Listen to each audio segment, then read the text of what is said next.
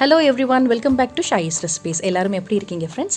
இன்றைக்கி நம்ம சேனலில் ரொம்பவே டேஸ்டியான அதே மாதிரி ஹெல்த்தியான டேட்ஸ் மில்க் ஷேக் எப்படி செய்யலாம் அப்படிங்கிறத பார்க்கலாம் வாங்க. ஒரு பவுலில் 7லேருந்து 8 பேரிச்சம்பழம் எடுத்துக்கலாம். இன்றைக்கி நான் செய்கிற அளவு வந்து 1லேருந்து 1.5 கிளாஸ் அளவுக்கு வரும். இப்போ இதை வந்து கொஞ்சமாக தண்ணி ஊற்றி இதை அலசிட்டு நம்ம எடுத்துக்கலாம்.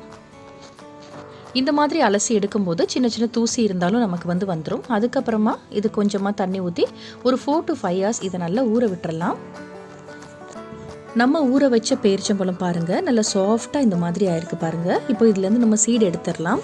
ஊற வச்ச சீடு எடுக்கும் போது இந்த பாருங்கள் எவ்வளோ ஈஸியாக வந்துருச்சுன்னு. இதே மாதிரி எல்லா டேட்ஸ்லேயும் எடுத்துடலாம். சீடு எடுத்த பேரிச்சம்பழத்தை நம்ம ஊற வச்ச தண்ணியோடைய மிக்ஸி ஜாருக்கு நம்ம ட்ரான்ஸ்ஃபர் பண்ணிடலாம். இது வந்து வெரி வெரி நியூட்ரிஷியஸ். அதே மாதிரி அயன் கண்டென்ட் ரொம்ப ரொம்ப ஜாஸ்தியாக இருக்குது. நீங்கள் உணவில் வந்து பேரிச்சம்பழத்தை அடிக்கடி நீங்கள் சேர்த்துக்கும் போது உங்களுக்கு முடி கொட்டுற ப்ராப்ளமே இருக்காது, அப்படியே குறைஞ்சிரும். அதுக்கப்புறமா ஃபுல் க்ரீம் மில்க் வந்து ஃப்ரிட்ஜில் வச்சு நான் ஒரு 1/2 கப் எடுத்திருக்கேன். அதை இப்போ இதோட சேர்த்துக்கலாம். இதுக்கு வந்து சுகர் ஆட் பண்ண வேண்டாம். இந்த அளவுக்கு நம்ம நல்லா ஸ்மூத்தாக அரைச்சி எடுத்துகிட்டு வந்தாச்சு. இப்போ மில்க் ஷேக் வந்து ஸ்மூத்தாக இருக்கணுங்கிறதுக்காக ஒரு ஸ்ட்ரெயினர் வச்சு இப்போ நம்ம வடிகட்டி எடுத்துக்கலாம்.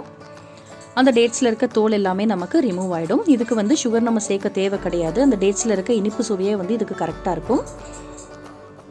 ரொம்ப ரொம்ப டெலிஷியஸான ஒரு டேட்ஸ் மில்க் ஷேக் வந்து ரெடி ஆகிடுச்சு. இப்போ நம்ம இதில் மேலே கொஞ்சம் ஐஸ்கிரீம் போட்டு டெக்கரேட் பண்ணிடலாம்.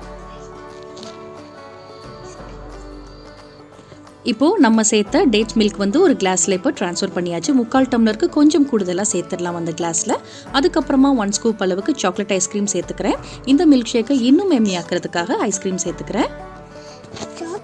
மேலே வந்து கொஞ்சமாக ஆல்மண்ட் நம்ம சேர்த்துக்கலாம். நீங்கள் சின்ன சின்னதாக கட் பண்ணி போட்டாலும் சரி, முழுசாக தோல் எடுத்து போட்டாலும் சரி, டெக்கரேட் பண்ணுறதுக்காக சேர்த்துக்கலாம்.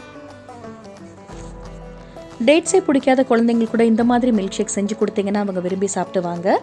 ஐஸ்கிரீம் சேர்க்குறது ஆப்ஷனல் தான், வேணும்னா சேர்த்துக்கலாம். இல்லாட்டி கூட மில்க் ஷேக் ரொம்ப ரொம்ப எம்மியாக தான் இருக்கும்.